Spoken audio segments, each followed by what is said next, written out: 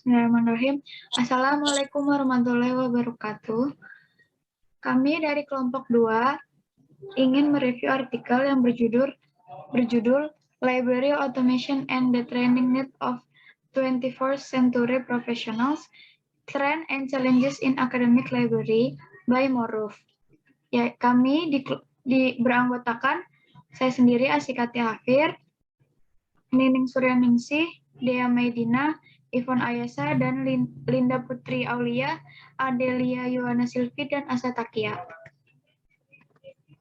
Latar belakang yang diambil oleh peneliti yaitu dipengaruhi oleh teknologi informasi dan komunikasi yang merupakan tulang punggung era informasi.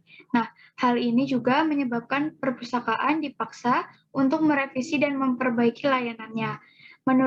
Menurut Gevit, otomasi perpustakaan mengacu pada penggunaan komputer, media peripheral seperti pita magnetik, media optik, dan pemanfaatan produk layanan berbasis komputer dalam kerja semua gaya fungsi dan operasional perpustakaan. Dan juga menurut Aji, untuk memenuhi harapan perpustakaan pada abad 21, maka otomasi perpustakaan perlu dilengkapi dengan konektivitas online melalui internet dan pelatihan staf perpustakaan. Maka dari itu, peneliti mengambil judul karena pentingnya sistem otomasi. Nah, tujuan dari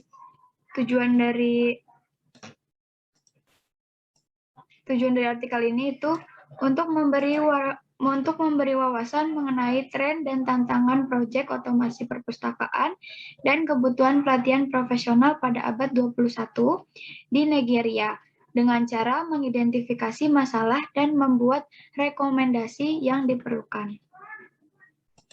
Kemudian, materi selanjutnya akan dijelaskan oleh Nining. Metode yang digunakan dalam penelitian ini yaitu dengan pencarian literatur yang lebih komprehensif tentang otomasi perpustakaan dan kebutuhan pelatihan ahli perpustakaan, baik di database seperti Google Scholar, EBSCO, ERIC, dan Science Direct. Selain itu, beberapa buku, makalah, konferensi, dan situs web juga digunakan. Nah, literatur yang diperoleh itu dianalisis dan dipilih secara yang relevan, disertai dengan kutipan, judul, dan gambar yang diadopsi. Selanjutnya, hasil penelitian dari artikel ini ada 6. Yang pertama ada konsep dan tujuan otomasi perpustakaan, yang kedua ada tren otomasi perpustakaan di Nigeria, yang ketiga ada keahlian perpustakaan abad 21 dan pustakawan, yang keempat ada tantangan otomasi perpustakaan yang efektif di Nigeria, yang kelima ada kebutuhan pelatihan ahli perpustakaan abad 21, dan yang terakhir ada tantangan pelatihan ahli perpustakaan untuk otomasi perpustakaan. Untuk konsep dan tujuan otomasi perpustakaan, untuk konsepnya sendiri, otomasi perpustakaan dimulai di beberapa perpustakaan khusus pada akhir tahun 70-an dan diikuti oleh perpustakaan akademik. Otomasi perpustakaan dianggap sebagai aplikasi mesin pengolahan data atau komputer baik secara otomatis maupun semi-otomatis untuk melakukan kegiatan di perpustakaan tradisional. Nah, saat ini otomasi perpustakaan digunakan sebagai istilah yang merujuk kepada mekanisasi aktivitas perpustakaan dengan komputer. Jenis layanan yang dapat disediakan oleh perpustakaan yang telah terotomasi yaitu ada Current Awareness Service atau CAS, layanan pencarian online, indeks tercetak, dan Selective Dissemination of Information. Materi selanjutnya akan dijelaskan oleh pemateri. Nah, tujuan otomasi perpustakaan yang dicantumkan oleh artikel ini, yang pertama mengimplementasikan operasi komputerisasi dan layanan elektronik di perpustakaan. Kedua, mengembangkan standar dan pedoman yang seragam dengan teknik dan operasi. Tiga, berkoordinasi dengan jaringan lain untuk pertukaran informasi dan dokumen. Mengurangi pengulangan dalam proses teknis operasi rumah tangga, dalam hal ini perpustakaan. Yang kelima, menyediakan akses informasi yang lebih cepat, meningkatkan pemanfaatan sumber daya dan layanan bagi pengguna, menyediakan sarana berbagi sumber daya yang efisien dan andal, memfasilitasi pertukaran publikasi duplikat, mendirikan pusat rujukan seperti Union Katalog atau katalog induk, dan memungkinkan integrasi alat TIK untuk penyampaian layanan yang efisien. Selanjutnya akan dibawakan oleh Yvonne. Baik, selanjutnya yaitu tren otomasi perpustakaan di Nigeria. Perpustakaan Nigeria telah berubah di era digital sekarang ini. Mereka diharuskan untuk mengembangkan cara mengelola akses bahan pustaka dalam format elektronik dan dapat membagikannya secara efektif melalui platform yang sudah tersedia pada era digital ini. Nah, selanjutnya, perpustakaan akademik Nigeria pun di abad 21 ini secara bertahap berubah untuk menyesuaikan pola pencarian para penggunanya. Nah, situasi ini mendorong didirikannya perpustakaan digital untuk melengkapi perpustakaan tradisional.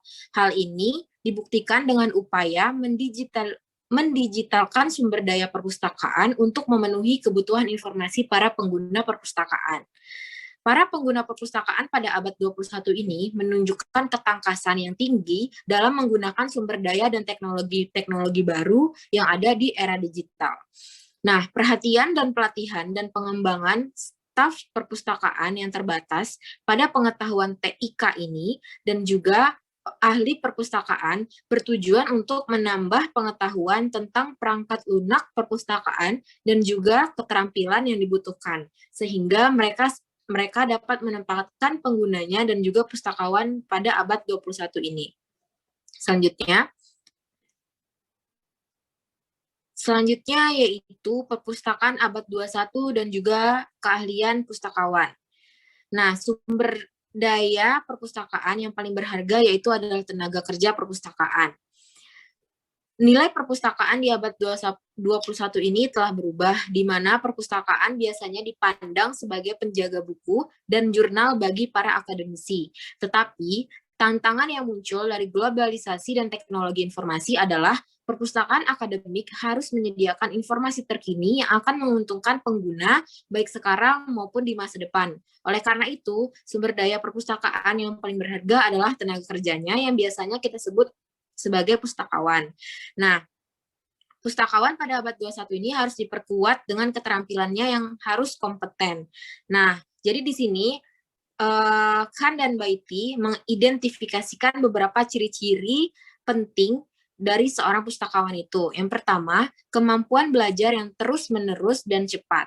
Yang kedua, fleksibilitas. Yang ketiga, kecenderungan untuk mengambil resiko. Yang keempat, perspektif layanan publik yang taat. Yang kelima, keterampilan interpersonal yang baik.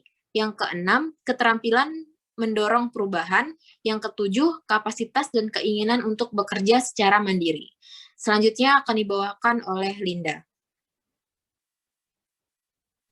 Selanjutnya ialah tantangan otomasi perpustakaan yang efektif di Nigeria.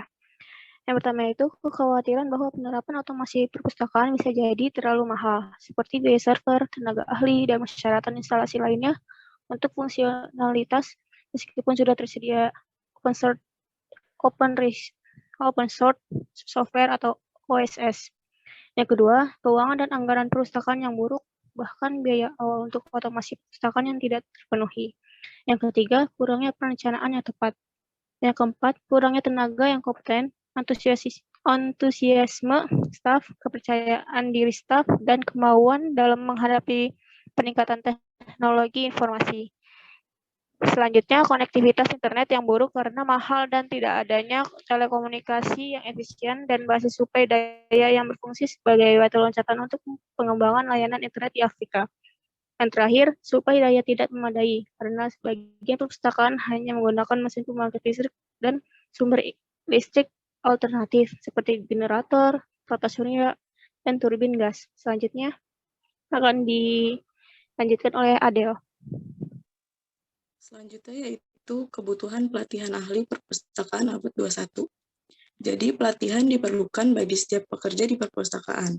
Selain untuk meningkatkan produktivitas, pelatihan juga dapat memotivasi dan menginspirasi pekerja.